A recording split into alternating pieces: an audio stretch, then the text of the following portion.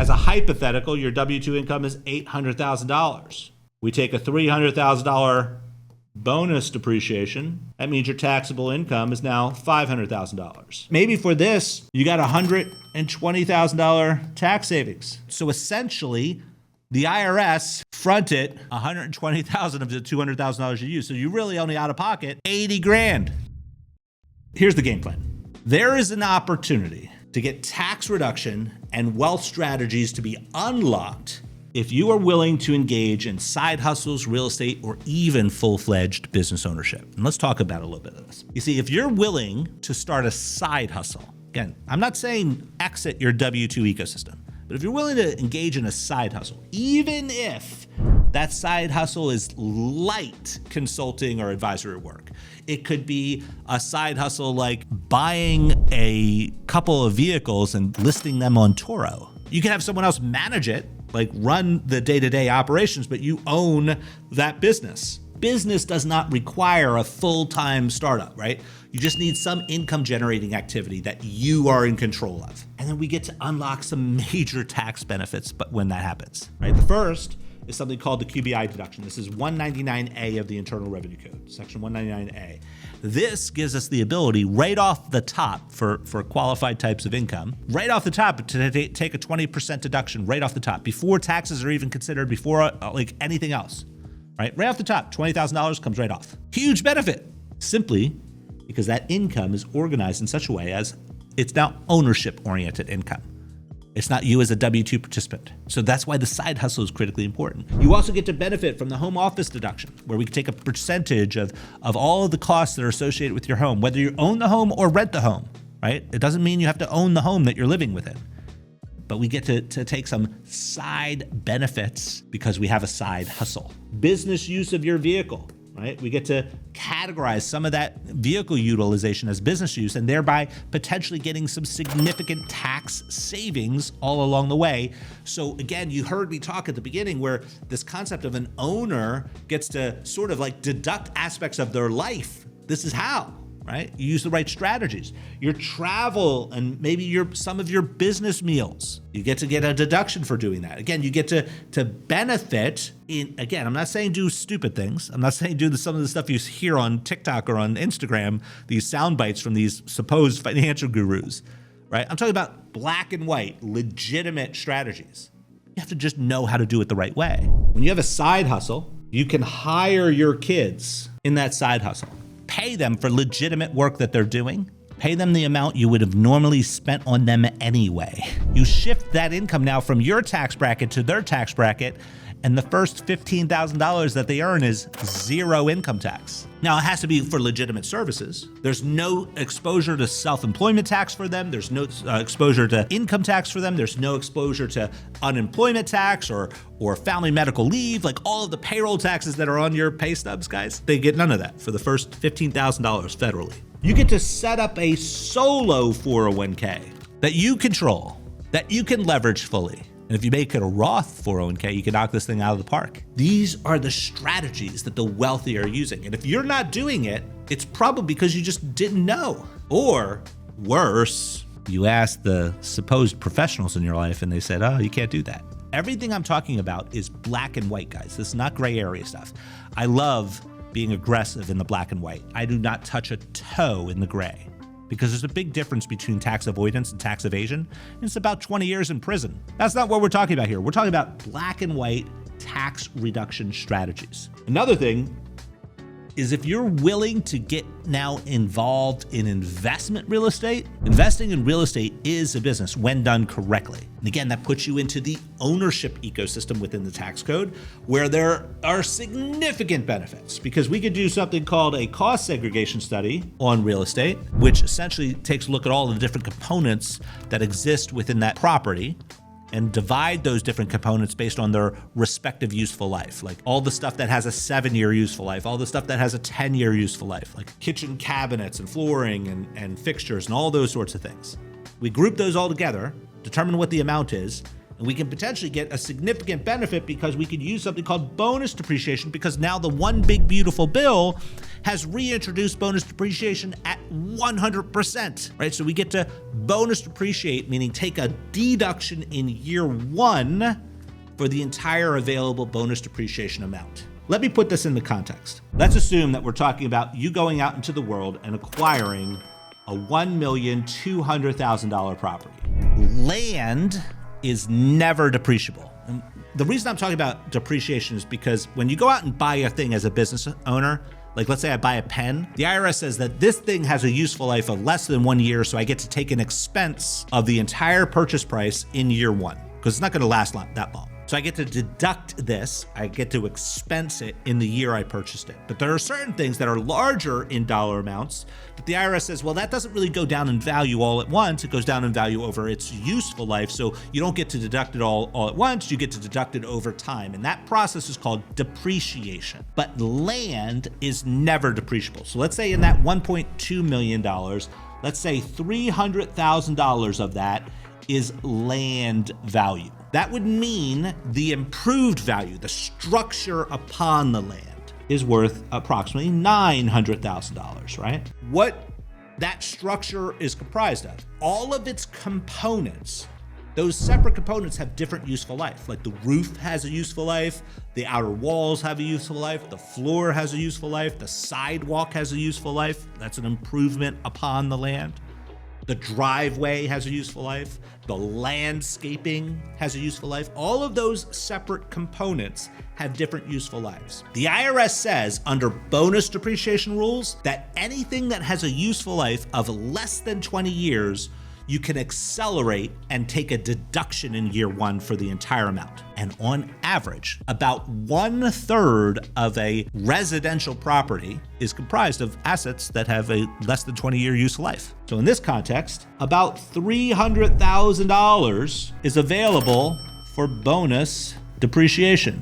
I potentially can deduct $300,000 in year one. Now, there are other rules that we have to contend with. There are certain rules that you have to deal with regard to getting access to those. The real estate professional status, which is your ability to convert passive losses, meaning depreciation in real estate, because real estate by default is considered to be a passive activity. So if you engage in that real estate professional status and you do it the right way, we could take that $300,000 deduction and apply it against your W-2 income.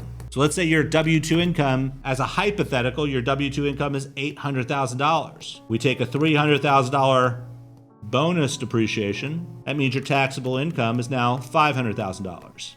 This is huge, guys. A $300,000 deduction could save you like $120,000 in taxes. And to buy a $1.2 million property, maybe you're coming out of pocket from your savings, from your investments. Maybe you're going to use $200,000 of that as a down payment. Again, you work with your lender to figure that out. But maybe for this, you got $120,000 tax savings. That's actual dollars in your pocket. So essentially, the IRS fronted $120,000 of the $200,000 you use. So you really only out of pocket $80,000. This is wealth creation at its core. Now there's other options too, like short-term rental exception. This is when you go out and you buy a property and you're gonna focus on it being like an Airbnb, right? And there are rules around that, which give you the same capability of pulling that bonus depreciation and offsetting your W-2 activity. There's something called a -4 election, which is when you're buying a commercial property and you're gonna occupy it as the business, right? The business is gonna take occupancy of that property. And then again, we get to do the same thing I just described, like taking that bonus depreciation and applying against your W-2 activity. There are something called opportunity zones, which give you a capability of deferring and possibly even eliminating capital gains, right? Let's say you have a stock portfolio and your stock portfolio has $100,000 of capital gains in it. And if you go and sell it, you're gonna get hit with $20,000 of tax. Well, if you invest in an opportunity zone with the proceeds of that, you get to defer that capital gains tax for up to 10 years. And if you stay in that opportunity zone investment for the entirety of the 10 years, that taxation goes away. You get to structure things in such the right way that you can actually pass on wealth to your kids and your grandkids without ever having that wealth exposed to taxation. When you structure your investing in real estate the right way and you're building a real estate portfolio the correct way, You should never be paying capital gains tax throughout the entirety of your life, and your kids should be able to inherit this when structured correctly in a way where they won't get hit with capital gains tax either, right? There are so many ways that you can leverage the rules of the game to actually start playing to win. You can also consider transitioning to full business ownership. When you're ready to say, hey, listen, I'm done being a W-2. Now, again, I'm not saying do that like rip the Band-Aid off approach. Maybe you start off with a side hustle. Maybe you start off getting involved in real estate investing. But over time, you may get to a point where, you know what, it makes more sense for you to now jump full time into your own thing. The core advantage here is you get to control the entirety of your income. You get to potentially put in play a multi-entity structure system, shift income to kids and to spouses, and position that money through different structures in your ecosystem. You potentially could create your own captive insurance, where instead of paying third-party insurance providers, you get to get huge tax deductions while still controlling that money. You get to set up defined benefit plans. You get to set up defined benefit plans. You could potentially engage in qualified small business stock. You can go through the trust-based planning scenario. This gives you the capability of going through the process of essentially being able to completely avoid capital gains tax if you sold your business in the future. Like you're building a business to exit. Again, it has to be set up the right way. You can engage in trust-based planning. Own businesses ultimately at the very top of your ownership ecosystem in trusts, so that you can actually start to leverage legacy as a component of everything you do, right? When you work the right way, you can get the right outcomes. You can use things like intentionally defective grantor trusts in order to essentially allow for assets to be moved outside of your taxable estate for asset protection purposes as well, while still not really being negatively impacted from a taxation standpoint. Because a lot of asset protection trusts, when you leverage them the right way, there's an adverse tax consequence for that, right? So you can use an intentionally defective trust, grantor trust, in order to minimize the negative consequences from an income tax perspective when you leverage certain type of trust vehicles. The reality is there are more than 77 different types of trust that exist out there. I did another YouTube session on the whole concept of trust. In fact, I talked about the 5 types of trusts that I personally use. Now, if you have not seen that video, it's on my YouTube channel, so make sure that once this is done, once you've finished watching this, that you jump into that. You can set up spousal lifetime trusts so that you can carve out assets and make sure that your surviving spouse gets to benefit from those assets while they're alive. You can have your life insurance owned by your trust so as to control the proceeds after you die. When you pass away,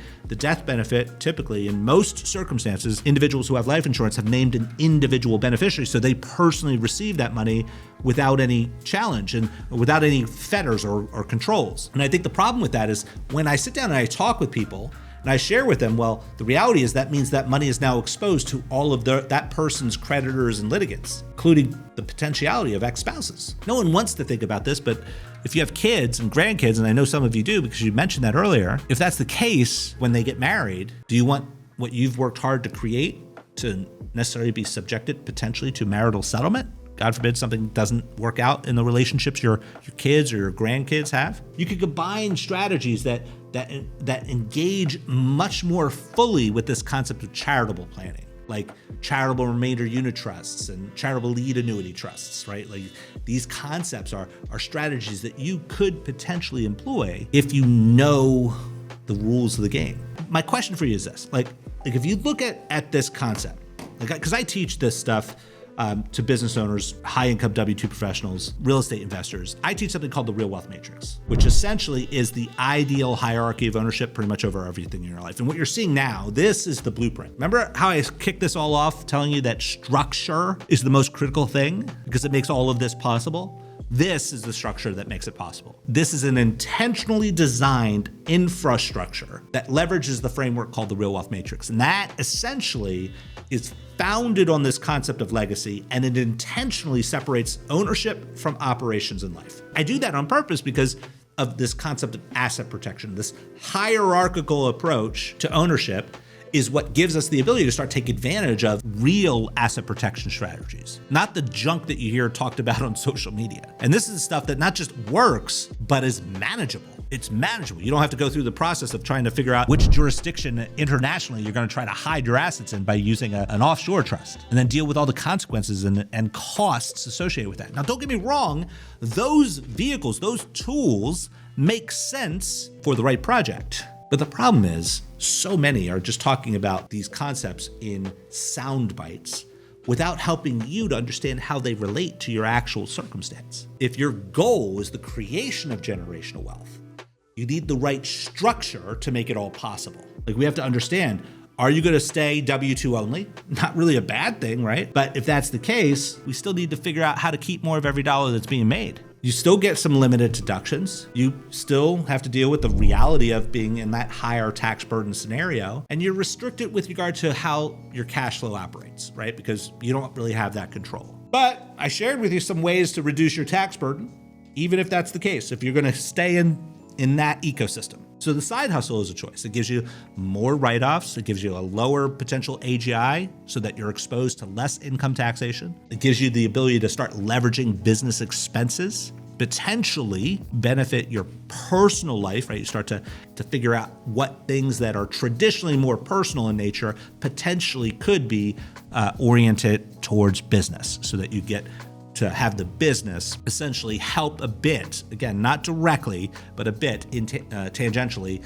to lifestyle. Maybe you are interested staying W-2, but you're going to engage in real estate activity from a real estate investment standpoint. Well, then that opens up the door to depreciation and passive income and potentially asset appreciation. What I didn't talk about in the real estate mix is the reason I love it so much. It's because it's truly a wealth creation tool. Because even though I can't guarantee this, and again, nothing I'm saying here is a guarantee, traditionally speaking and historically speaking, over time, real estate tends to appreciate in value. But the reality is, as it's appreciating, you have a tenant in there that is paying down the debt at the same time. I refer to that debt pay down and real estate appreciation as the equity delta. That is wealth, because you could borrow from that equity tax-free, because borrowed dollars are not taxable to you. And you could use those borrowed dollars to go out and buy more real estate. I have a whole process with our mentees where I teach something called compound asset acquisition, which is this process of putting your dollars to work toward the creation of real wealth. If you got value from this video, go ahead and click that like button. And if you want to be informed of new videos that could help take your life and your business to the next level, be sure to subscribe and click the notification bell.